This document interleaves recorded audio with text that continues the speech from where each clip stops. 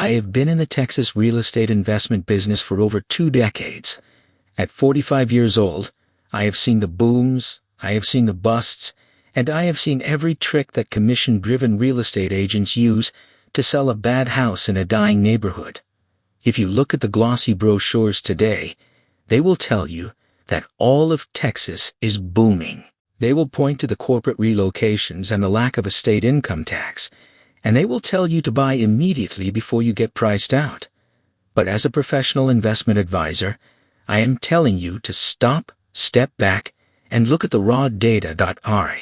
In 2026, the Texas housing market is deeply fractured. There are incredible places to build wealth, and there are places that will completely destroy your net worth and put your family in danger. We are seeing neighborhoods where crime is mathematically out of control, where industrial pollution is causing real health crises, and where brand new construction is sitting completely empty because the smart money has already left. Today, I am putting on my advisor hat and giving you the unfiltered truth. We are counting down the 10 neighborhoods, enclaves, and micro-markets in Texas that nobody wants to live in by 2026. These are the places where inventory is stacking up, where insurance is impossible to get, and where peak buyers are bleeding equity. If you are a buyer, this is your survival guide. Let us get into the data. Number 10. The Speculator Subdivisions. Taylor and Hutto, starting our list at number 10, are the new construction neighborhoods in Taylor and Hutto, sitting just northeast of Austin. A few years ago, when Samsung announced a $17 billion semiconductor facility here, speculators and out-of-state flippers flooded these neighborhoods. Builders broke ground on massive master plan communities, expecting thousands of high-paying tech jobs to arrive overnight. But as an investor, you never buy the rumor unless you can survive the delay. Samsung delayed production, scaled back hiring, and the tech buyer pool vanished. Today, entire completed blocks of brand new homes in these Taylor and Hutto subdivisions sit completely vacant with lockboxes on the doors. Builders are panicking, offering outright price reductions of up to $60,000 just to get the inventory off their books. If you buy into these neighborhoods right now, you are catching a falling knife. Nobody wants to live in a ghost town where the primary residents are for sale signs. Number 9. East Waco and Bellmead. The 1 in 10 trap at number 9. We look at the neighborhoods of East Waco and the directly adjacent enclave of Bellmead. Tourists flock to Waco for the Magnolia Silos and the HGTV charm, but step just 10 minutes east, and the reality changes violently. Bellmead blends seamlessly into the Waco metro area, but it holds a terrifying statistical secret. It has the highest property crime rate per capita in the entire state of Texas. Your chance of being a victim of property crime here is roughly 1 in 10.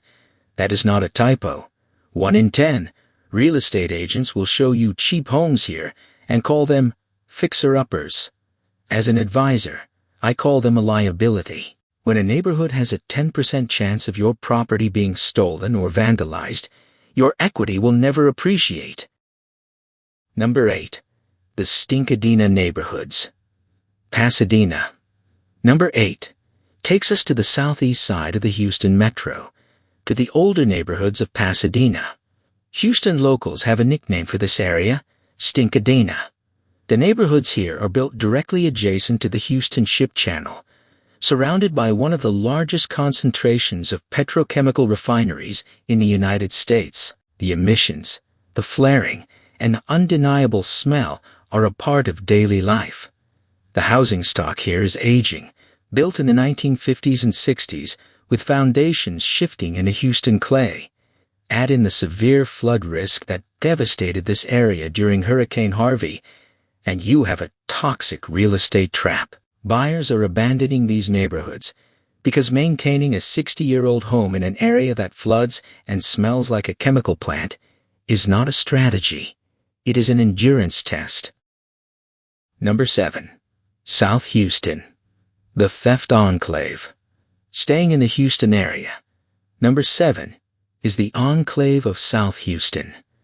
This is a small incorporated city of 17,000 people that is completely surrounded by the massive sprawl of Houston. Because it sits directly on Highway 3 and Interstate 45, it has become a highly organized corridor for motor vehicle theft. Vehicles are stolen from driveways, apartment complexes, and gas stations at rates that dwarf almost anywhere else in the state. The infrastructure is dated, the median income is low, and the crime is opportunistic.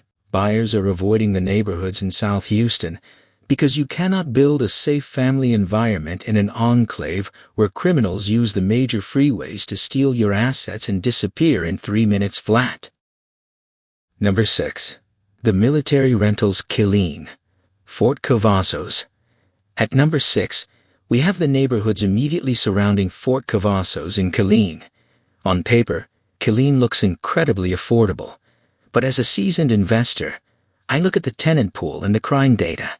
The neighborhoods closest to the base are highly transient. Soldiers rotate in and out every few years, which means landlords do not properly maintain the properties because there is always a new tenant forced to rent there.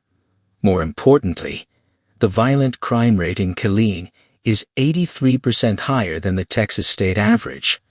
Property crime, car break-ins, and home burglaries are rampant. Unless you are active duty military and forced to station here, civilian buyers and smart money investors are entirely avoiding these Killeen neighborhoods.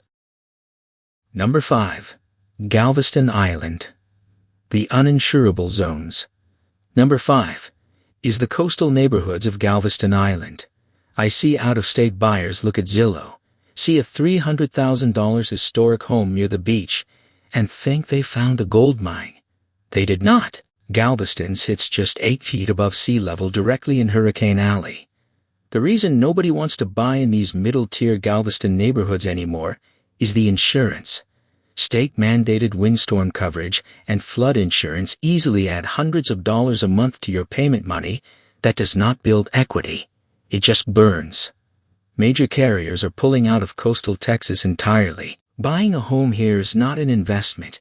It is a financial gamble against the Gulf of Mexico, and the Gulf always wins. Number 4. Donna, the Rio Grande Anomaly. At number 4 is Donna, located in the Rio Grande Valley. The neighborhoods here have the most alarming crime statistics in the entire state. Donna's violent crime rate is an astonishing 351% above the Texas average, over 1,500 aggravated assaults per 100,000 residents. The poverty rate exceeds 35%, and the proximity to the border brings severe complications with trafficking corridors. You can buy a home here for under $100,000, but as I tell my clients, cheap real estate is not a discount. It is a diagnosis. Smart buyers are staying far away from Donna because the economic and safety fundamentals are completely broken. Number 3. Port Arthur, the Fenceline communities. Number 3 takes us to the Gulf Coast, to the Fenceline neighborhoods of Port Arthur. This city has been in a severe decline for decades. Port Arthur is built around massive oil refineries, including the Motiva refinery. The neighborhoods adjacent to these facilities have terrifyingly poor air quality, with residents reporting elevated rates of cancer and respiratory illnesses for years. When Hurricane Harvey dumped 26 inches of rain here in 24 hours, entire neighborhoods were left underwater, accelerating a mass exodus of the population. Between the catastrophic flood risk, the staggering poverty rate, and the toxic industrial emissions, the residential neighborhoods of Port Arthur are practically unlivable for a modern buyer. Number 2. Pecos, the West Texas man camps. Number 2 is the neighborhoods of Pecos, deep in the West Texas desert. During the last oil boom, home prices here doubled and tripled. It was a frenzy. But today, automation has replaced the roughnecks. The workers who remain live in company-provided man camps instead of buying houses in town. Because of this, Zillow projects Pecos to see an 11.8 to 12.7% home price crash this year. Sellers who bought properties for $300,000 are listing them at $250,000 and getting zero offers. It is an isolated, fading town where the equity was just a mirage created by oil money. Today, nobody wants to catch the falling knife in Pecos. Number 1. Balcones. Hike's the ground zero trap, and the number one neighborhood and micro-market in Texas that you must avoid is a place most people do not even know exists. Balcones Heights. This is a tiny 3,600-person enclave completely swallowed up and surrounded by the city of San Antonio. It sits right on the Fredericksburg Road commercial corridor. Because millions of transient visitors pass through this tiny municipality, the crime rate is mathematically astronomical. Robberies, vehicle thefts, and assaults occur at rates that are incomprehensible for a footprint this small. You might buy a house thinking you are in a quiet San Antonio suburb, completely unaware that you just bought into a statistical ground zero for property crime with a police force that is too small to protect you. It is the ultimate real estate trap. The predator mindset. Those are the 10 neighborhoods, enclaves, and cities in Texas that nobody wants to live in and that you must absolutely avoid in 2026. After 20 years of advising real estate investors, I can promise you one thing: the market is ruthlessly efficient. When a house is sitting on the market for 90 days with massive price cuts, or when a home is priced 40% below the state median, there is a reason. It is the market pricing and the toxic air, the 1 in 10 crime rates, or the crushing insurance premiums. The real estate industry is designed to make you feel like prey. They want you to look at the granite countertops and ignore the refinery smokestacks in the backyard. But on this channel, we turn prey into predators. If you are relocating to Texas or looking to invest, you must do your homework. Check the FEMA flood maps. Pull the local police department's specific UCR crime data. Audit the county tax records. If you want an expert in your corner who tracks the hard data and exposes the traps that the realtors hide, hit that subscribe button right now. It is the best financial decision you will make before signing a 30-year mortgage. Drop a comment below. Have you ever toured a house in one of these areas and realized something was terribly wrong? I read every single comment, and our community learns from your experience.